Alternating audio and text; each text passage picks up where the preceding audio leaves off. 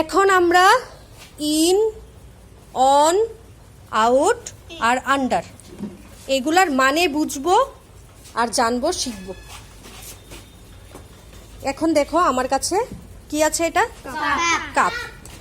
এইবার এই কাপের এখানটায় আমি বলটা দিয়ে দিলাম। কোথায় দিয়েছি? ভিতরে। ভিতরে মানে ইন, ভিতরে মানে ইন। এইবার আমি বলটাকে কাপের এখানটায় দিয়ে দিয়েছি। এটাকে কি বলবে তোমরা? অন। অন মানে উপরে, অন মানে উপরে। বাহ, খুব সুন্দর। এইবার বলটাকে আমি কাপ থেকে তুলে নিয়ে এখানে দিয়ে দিলাম। কোথায় আছে বলটা?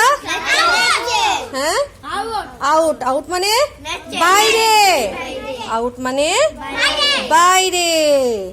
এইবার আমি কাপটাকে বল সমেত একদম টেবিলের এখানটায় দিয়ে দিলাম। কোথায় আছে? টেবিলের নিচে। নিচে মানে আন্ডার। বাহ, খুব সুন্দর, তোমরা তো সব পারো। এইবার দেখো তো,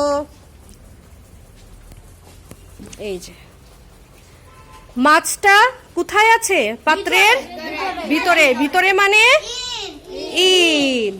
এইবার দেখো মাছটা কোথায় চলে গেছে? বাইরে। বাইরে মানে আউট। এইবার দেখো তো বলটা কোথায় আছে? টেবিলের উপরে মানে অন।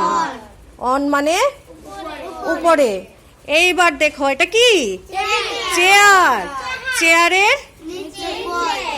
নিচে। নিচে মানে আন্ডার। এবার বুঝতে পেরেছো? ইন মানে ইন মানে ভিতরে, আউট মানে বাইরে, অন মানে